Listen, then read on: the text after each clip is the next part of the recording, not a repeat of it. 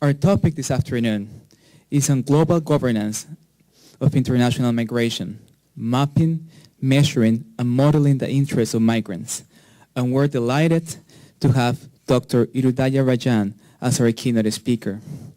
With more than 2 decades of experience in immigration research, Dr. Rajan is joining us today from the Center for Development Studies in Thiruvananthapuram, Kerala, where he works as chair professor for the Ministry of Overseas Indian Affairs Research Unit on International Migration.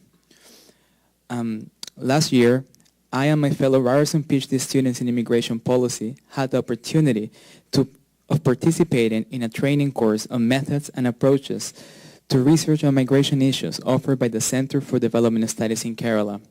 We had the pleasure of listening to Dr. Rajan lectures, learning about the immigration interests and practices of Keralans and other immigrants from various parts of India.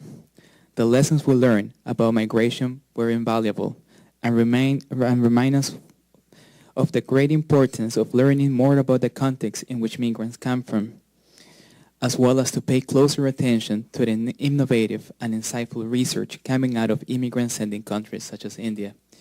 Besides being a forefront expert in Kerala immigration, Dr. Rajan holds projects in international migration with the International Labour Organization, the World Bank, the Rockefeller Foundation, the European Commission, and the International Organization for Migration, among others.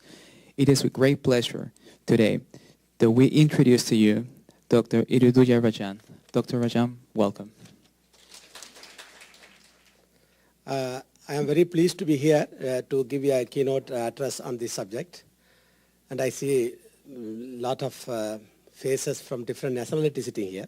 So it is good I am going to speak on the global governance in international migration. And I'll give you a broad picture of what's happening in the global level on migration, especially looking at migration policies, which I'm very much interested on that. And I'll speak in 3 important parts. This is what's going to be highlights of my keynote speech. I'll talk to you on the global migration and remittances issue, because what's happening today globally. Then I'll spend some time on global migration policies. Then I'll take back you to the India, where we have a migration ministry, what they do and what they have done, so that you get an ground experience from one of the country which has both migration and remittance. So this is what I'm going to do to you next 30 to 40 minutes, if time permits. Now, if you look at the latest database, what we have on migration is globally, we have 150 million migrants in 2000, and then they increased to 212 million in 2012. And you can see the immigration is increasing 72 million in 12 years. That means currently we have something like 212 million people who are migrants globally. And if you put that number globally and you put all migrants in one country, and migrants will be the 5th most populous country in the world. If you put that migrants as one group, all of them in one place, and they are the 5th the largest number in this world if you talk about migrants. And among the migrants, half of them are women. In other words, 1 out of 33 persons in the world today is an international migrant. And today I ask you the question, sitting here, how many of you migrants here? I think I can see that many of you are probably migrants from different part of the world. But unfortunately, it's very sad sometimes to hear that many countries had policies, and if you look at migration, this is one of the important components of population growth. Any city, any country grows between fertility, mortality, and migration. Births, we always welcome, that's why we call them births, and then deaths, we lose people, and migration. But the point is that every country in the world had a continuous policy to reduce fertility, which I'll come back to you later. But now, throughout the world, births are declining. In fact, many countries want to increase the fertility, which is not, they are not doing much. And the deaths are almost constant. The death rate in the globally is very low. People are living longer, up to 70, 75, 80. But then there is a limit. But still we have policies to reduce mortality throughout the world. Even you take the Millennium Development Goals, they talk about reducing mortality. Migration, which is dynamics, is highly dynamics, we are not talking much.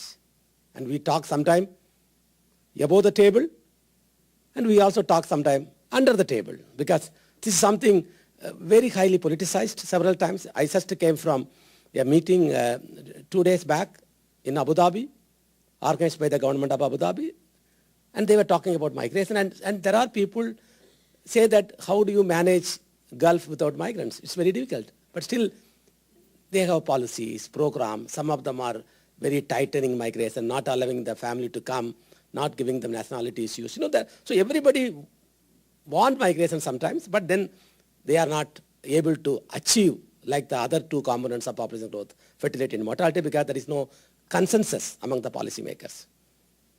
When we are talking about today, you know, there is a policies happening in USA on immigration. People are talking about, and UK, you know, there are policies coming up, and Europe, you have their own policies. So everybody, somehow it become what I call them sometimes a politics of migration. Policymakers sometimes, you know, it's a very, very tough, and same person changing the tone when they are in the different political parties. In my own country, that is true in several parts of the world, because migration is becoming important, but we are not able to cut across and talk to people how important or how we can organize them, how we can manage them. I think we are not doing much on that globally. I can see that. And this is one side about the immigrants. And then you have one side about remittances, which is being talked about by the World Bank. And today, as of today, we are talking about there are 400 billion money is going around in the name of remittances by the workers. And that will reach next year 500 billion. So we have these immigrants, we talk about 200 million immigrants, they are sending something like 500 billion rupees or dollars throughout the world. And they not only support themselves, they also support people left behind in their homes. You have one migrant in the Gulf probably supporting 3 people in Bangladesh, 3 people in Pakistan. So you can imagine that migrants' contribution is very much. And India, where I come from, is number 1 today with $69 billion, which is equivalent to 5% of the national income in this country. So $69 billion is coming in to India, and the number 2 is China, and number 3 is Philippines, and number 4 is Mexico. But if you take first 10 countries with the highest remittances, India, Pakistan, Bangladesh come in. South Asia is coming in. But South Asia, we never talk about migration. South Asia is coming in. And you look at the percentage of GDP, for example, Kerala is coming with 31% of the state income, and Nepal is 22%. That means even South Asia as a whole, migration is contributing so much to the economy, so much to the people, so much to the development, but still, you know, it's good, money comes in. And in fact, many times, I remember 4 years back when we had this global crisis, which hit in Dubai, everybody worried what will happen. But I told them many times they were worried not about migrants. They were worried about remittances coming down to their own countries. So we are more interested in remittances than the migrants. In fact, migrants are like, if you look at it sometimes very seriously, they are like candle. It gives you light, and then that's it. That's a sacrifice the migrants are making several times, and it's not recognized sometimes by their own family members, sometimes I feel, when I do research on returned migrants. And if you look at 2 sides, you have one side, immigrants, other side, remittances. Still, if you look at it carefully, globally, we are still estimating migration. If you had a policy, you would be able to tell them how many are there, but still we are estimating, sometimes guesstimating. Many countries guesstimate migrations on stocks, on flows, and trends. Even India, we have only one number, $69 billion comes in. How much comes to Tamil Nadu? How much comes to other states? We have no database. So we are walking in darkness. 69 billion is coming for last, say, so many years we are getting money. And people are migrating for several decades now from India. Still, we are not able to tell how many are migrating. For example, we had some difficulty of student issues in Australia. And that time, everybody is asking, how many students are in Australia from India? Nobody knows. Everybody talking, oh my God. But nobody knows. We are talking in darkness. And this is true. That means we are not governing. If you govern, at least you should have the number. So how do we govern migration without knowing the number of migrants? How do you govern? For example, we have a seminar here. We should know how many will attend. That's why you can govern this place. Okay, this many people will come. So we don't have even a single number on migration. But in the other side, we got policies to reduce mortality and fertility. That means we are not very serious about migration policies.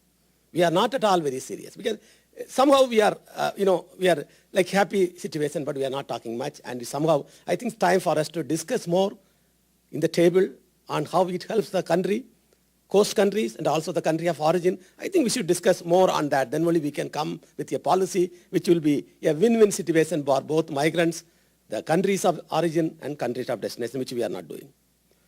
And let me tell you currently, as of 2013, the UN has circulated to every country, almost 196 countries in the world, to ask them a question: what is your view on both immigration and emigration? And they have given only, the question was answered by government of each country's government.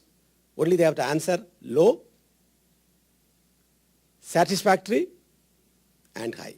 These are the three answers they have to tick. They cannot say low, we think that our migration is very low, we think it's very high, and satisfactory. If it is very low, they have some policies, maybe underground or over the table, to increase it, like quota system, like your P1 visa or Blue Card in Europe. So it's like things like that, some type of ideas.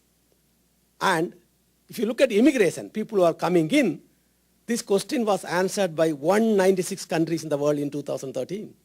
Out of that, only 10 countries just said that our immigration, people are coming into our country, is low. That means other countries felt either satisfactory or very high. That means only 5% of the countries in the world felt the people who are coming into their country is very low. And this is one side. You can see some countries, I have blocked that. You can look at it, some countries, but not many. Only 10 countries out of 196.